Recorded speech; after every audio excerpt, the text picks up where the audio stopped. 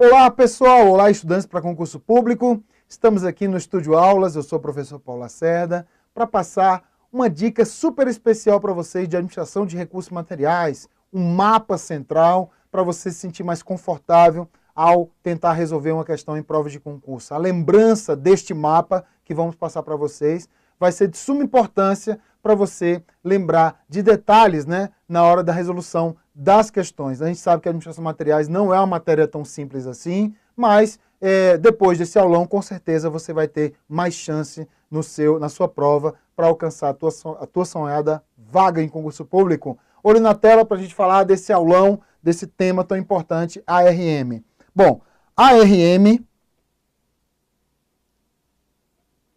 a Administração de Recursos de Materiais, é uma administração que nada mais é do que uma administração dividida em partes. Nós temos a ARM baseada em estoques. Temos a ARM baseada em compras. Temos a ARM baseada em transporte. E temos a ARM baseada em patrimônio.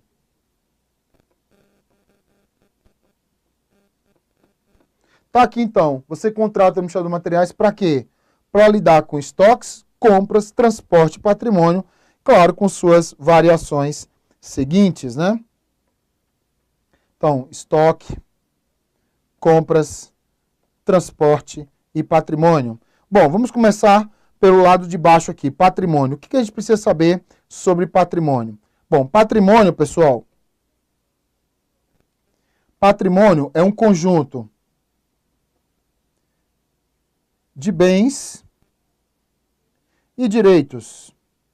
Para a nossa matéria, já que patrimônio também é dividido em obrigações com terceiros, mas para nós nos interessa bens e direitos, né? No caso dos bens, os bens eles podem ser imóveis ou móveis. Presta atenção aqui, ó. Tá? Os móveis, eles vão ser permanentes ou de consumo. Os permanentes, você tem que avaliar se o custo de manutenção deles é menor do que o benefício que ele te traz, ou se o custo ele é maior do que o benefício que ele se traz. Por quê? Porque no caso, olha só, dos imóveis, dos bens de consumo e os bens permanentes de que o custo é maior do que o benefício, eles não serão, pessoal, tombados, ó. Eles não serão tombados. Então, se liga, eles não serão tombados. O que não serão tombados? Os imóveis,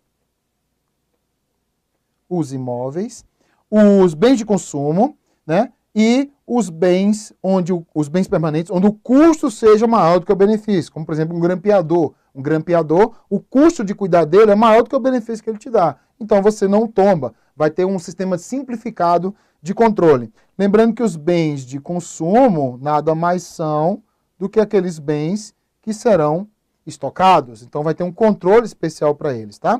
Então voltemos. Os bens, onde o bem permanente, o consumo seja menor do que o benefício, haverá para eles o tombamento.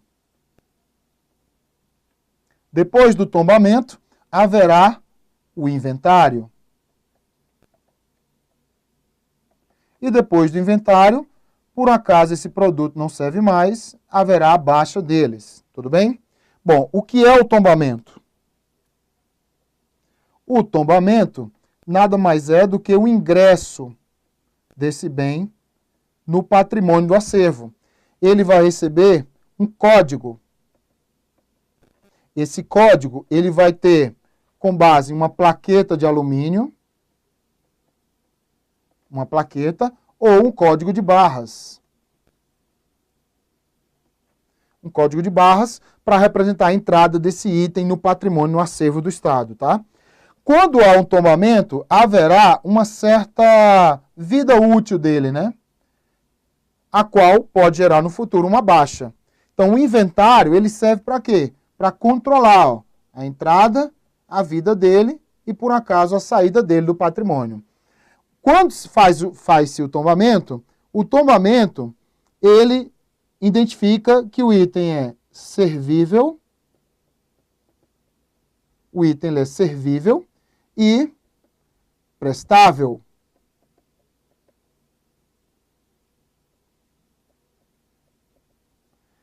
Toda vez que esse item é servível e prestável, ele está com a sua vida útil. Agora, no futuro, ele pode se tornar inservível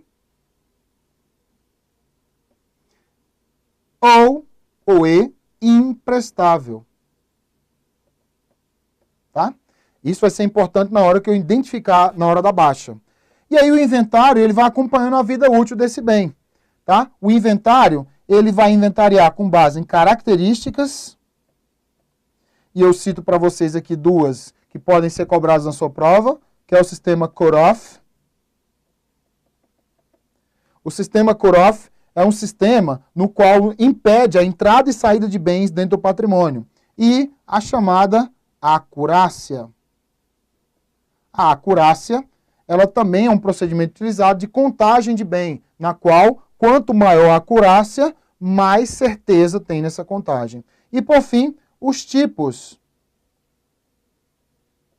de inventário. Os tipos de inventário a gente chama de PETIE.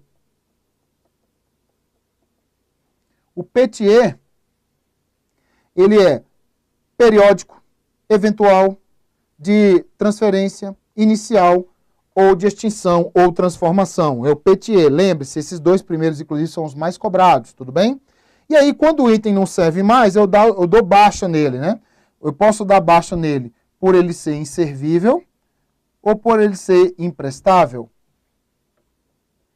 O inservível, eu vou dar baixa nele por meio de alienação. Não esquece, alienação. A alienação vai acontecer por vários motivos. Tá? A inservidão vai acontecer por vários motivos. E os motivos são chamados de raio. Raio, que é itens recuperáveis, antieconômicos, irrecuperáveis e ociosos. É o raio, pessoal. Tudo bem? E a alienação vai se dar por meio de venda, permuta ou doação. A venda ela pode ser por meio de leilão ou concorrência. Tudo bem? A permuta é uma troca. E a doação é uma transferência gratuita sem troca. Beleza?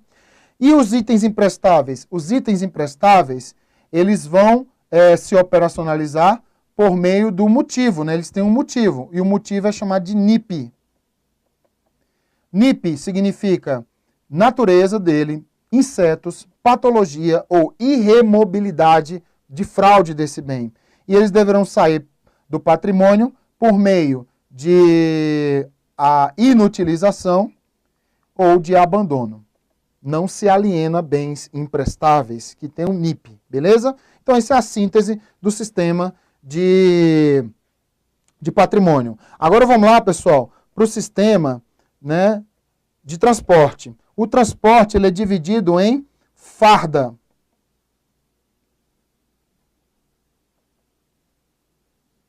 Tá? Que é o ferroviário, o aquaviário, o rodoviário, o dutoviário e o aeroviário. É o farda. Você tem que lembrar na hora da prova as expressões de multi ou intermodal. Multi e intermodal. Qual a diferença de um multimodal, né, do intermodal? É que no multimodal tudo será em conjunto. Por exemplo, né, o contrato será em conjunto, as responsabilidades, as experiências. E no intermodal será separado. Tudo será separado. Então, o contrato será feito separado. Lembrando que multi-intermodal é quando você usa mais de um modal. Mais de um modal. Tudo bem, pessoal? Esses itens você tem que lembrar na hora da prova que eles são registrados com base na sua capacidade de carga, na sua velocidade, né? Entre outros motivos aí. Bom, nós temos aqui as compras. As compras,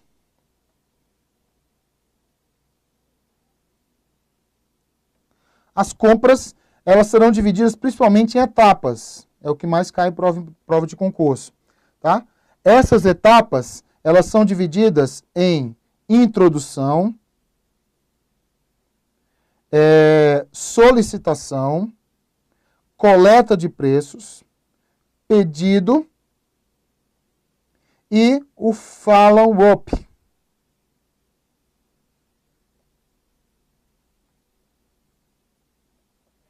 Esse follow-up, que é o seguidor de compras, que é o último estágio depois que você faz o pedido aí.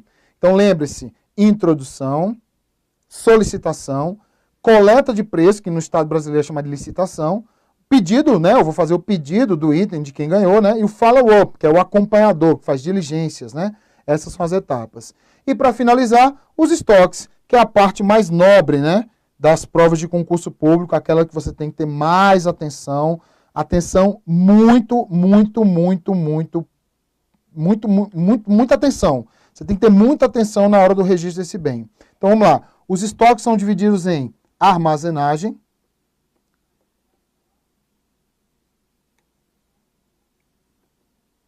então nós temos armazenagem. Bom, o que eu posso falar para vocês da armazenagem? É a relação de quantidade e de custo. Quanto maior for a quantidade, pessoal, maior será o custo. Agora, quanto for zero a quantidade, mesmo assim eu vou ter o mínimo de custo. Olha aí a pegadinha. Então lembre-se, o custo de armazenagem nunca será zero, ainda que a quantidade seja zero. Então a quantidade chegar a zero, eu vou ter ainda um mínimo de custo. Por quê? Porque dentro desse custo aqui eu vou ter o custo variável, que nesse caso por ser zero será zero, mas eu tenho um custo fixo. E esse custo fixo, ele nunca será zero. Tudo bem? Então essa é a dica de armazenagem para vocês, tá? E nós temos as ferramentas utilizadas. Para finalizar, as ferramentas utilizadas. Essas ferramentas se dividem em a avaliação de estoques,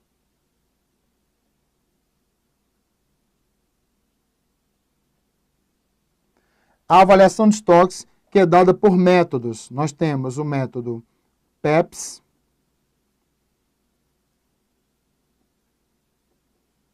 o método UEPS e o custo médio ponderado. Não esquece, a avaliação de estoques é utilizada esses três sistemas. Método PEPS, UEPS e custo médio ponderado. Dica, o único estado que pode se utilizar é o custo médio ponderado, pela Lei 4.320/64. Né? No método PEPS, eu vou ter uma superestimativa de estoque final. Um super. No UEPS, eu vou ter uma subestimativa do estoque final. Enquanto no custo médio, uma estimativa. Não vai ter nem super, nem sub. Né? Depois da avaliação de estoques, eu vou ter o gráfico chamado dente de serra. Esse gráfico dente de serra, ele é utilizado para determinar a relação, uma relação super conflituosa, mas que tem que ter, não tem como não ter, que é o consumo, que é quando o item desce, e a reposição. Essa reposição é quando o item sobe no patrimônio, né? Esse gráfico dente de serra, ele tem várias variáveis, ó. Então, imagine que haverá o consumo do bem e haverá a reposição dele. O consumo do bem e a reposição. Essa primeira linha aqui, ó, ela é chamada de estoque de segurança. A segunda linha, ela é chamada de ponto de pedido. A terceira linha, ela é chamada de estoque médio. E a última linha, ela é chamada de estoque máximo. Ok? Então, esse é o gráfico dente de serra. E por ele, assume outras variações, ó, que é o duas gavetas,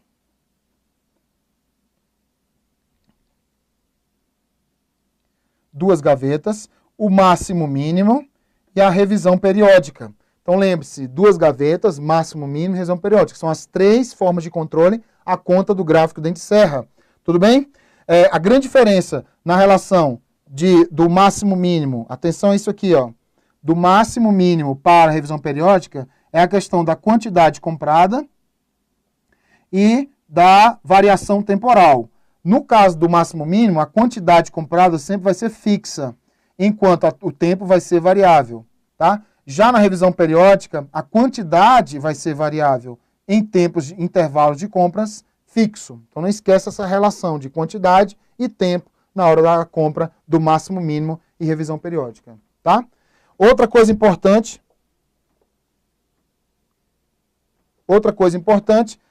depois do gráfico dente de serra, é a previsão de estoques.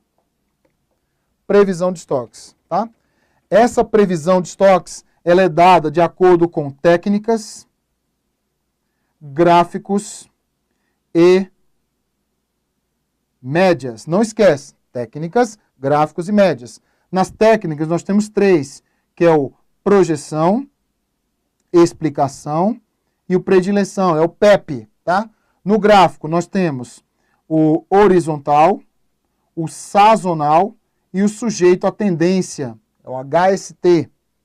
E na média nós temos média do último período, nós temos média móvel simples, nós temos a média móvel ponderada e a média móvel exponencial. São essas quatro médias, tá? Lembre-se, a média do último período é a única que não é móvel. Atenção, é a única que não é móvel. As outras três, ó, são móveis, tá? A média móvel simples, ela utiliza a aritmética, que é média móvel simples é igual o somatório de todo o consumo, né, dividido pelos períodos, tá? A média móvel ponderada é o somatório do consumo vezes seu peso, tudo bem? E a média móvel exponencial é igual a previsão do consumo, aliás, o consumo do período vezes alfa mais 1 menos alfa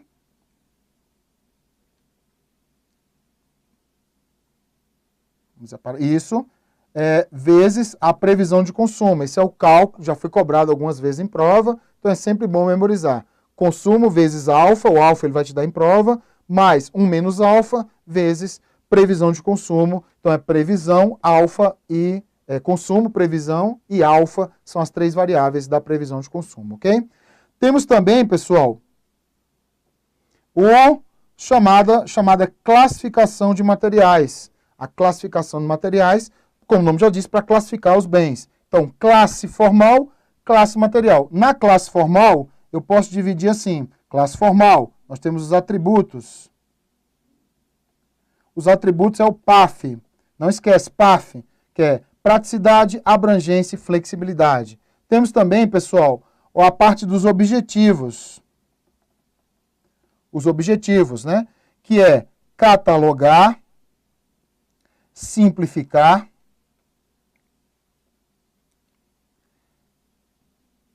normalizar,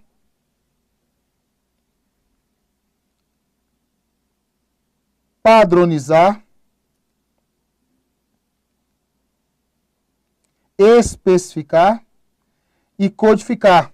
Então é Cassino Paesco, tá? Lembre-se, para a prova, catalogar sempre é o primeiro e codificar sempre é o último. São isso que as provas cobram normalmente. Qual é o primeiro objetivo? É catalogar o bem. E qual o último? É codificar, que é atribuir dígitos a esses bens. E material é dividido em ADO, que é aplicação, demanda e operação. No A é de aplicação, nós temos um processo mnemônico chamado MISAMA, tá? Que é matéria-prima, produtos intermediários, semi-acabados e acabados. Depois vem produto de manutenção e os produtos de auxiliar. Lembrando que esses quatro primeiros aqui, ó, eles fazem parte do processo produtivo da empresa. Os dois seguintes não fazem. E o D de demanda é o ABC. O ABC, que é um processo econômico de qualificação de bens. onde você correlaciona valores e quantidade de bens, né? Nós temos aqui A, B, C. Na relação de valor, A tem que ter muito valor, B, médio valor e C, pouco valor. E na quantidade, A tem que ter pouca quantidade, B, média quantidade e C, muita quantidade. Essa correlação faz com que A seja o item mais importante, que mereça mais atenção da organização. E o O tem a ver com X, Y, Z, que é uma relação de operação da organização. São chamados índices de criticidade da organização. Como é que eu sei que um item é crítico ou não? Eu vou aplicar 3 procedimentos, que é se ele é essencial ou não, se é fácil adquirir, a aquisição dele é fácil ou não, e se é fácil substituir por outro. Tudo bem? Por exemplo, é essencial? Sim. A aquisição dele não é tão fácil e não tem substitutos, esse item então vai ser Z, porque Z também é o item mais importante, só que agora para as operações. E claro, se as respostas forem contrárias, será X, que é o item menos importante. Essas são as classes empregadas neste processo organizacional. Tudo bem, pessoal? Então, normalmente na prova de concurso você vai encontrar esses temas, né, aplicados aqui. Então você percebe que há uma síntese aqui, obviamente, não é o todo da matéria, mas essa síntese faz com que você memorize os aspectos centrais e que na hora da prova cobre, você sabe onde é que ele está, o que ele tem, o que ele deixa de ter. Então essa é a nossa revisão de administração de materiais para vocês que estão se preparando para esta prova de concurso aí. Então espero que esse resumo ajude vocês a lembrar dos temas principais e, o mais importante, acertar as questões de prova de concurso. Tudo bem, pessoal? Se quiser me seguir nas redes sociais, olha aqui na tela, você pode seguir aí no @professor Paulo Lacerda. Você pode me seguir nas redes sociais, no Instagram, no Facebook, é só digitar esse endereço aí. E aí você me segue lá para ter mais dicas, né? Materiais, informações, links, né? Dessa matéria, de AFO também. Sou professor de AFO, Administração Pública e Administração de Materiais. Você pode nos seguir nas redes sociais, que vai ser um prazer te ajudar também no decorrer, né, dessas empreitadas, já que talvez você queira passar em outros concursos. Estamos juntos aí, beleza, pessoal? Também estou aqui no Estúdio Aulas com cursos online, né? Se você tiver interesse, é só digitar lá no procurar Paulo Lacerda. Você vai ver todos os meus cursos lá, de auditoria, contabilidade, AFO, LRF, administração de materiais, exercício, teoria. Vamos juntos, que eu tenho dicas importantes para passar para vocês, dicas de ouro, né, para te ajudar nessa sua prova. Tudo bem? Então, eu, Paulo Lacerda, do Estúdio Aulas, agradecemos aí a sua audiência aí, né, por ter visualizado. Clique no vídeo, passe para os amigos, compartilhe. Tenho certeza que a cada dia melhoraremos para vocês. Bons estudos, boa prova, sucesso e até o nosso próximo encontro.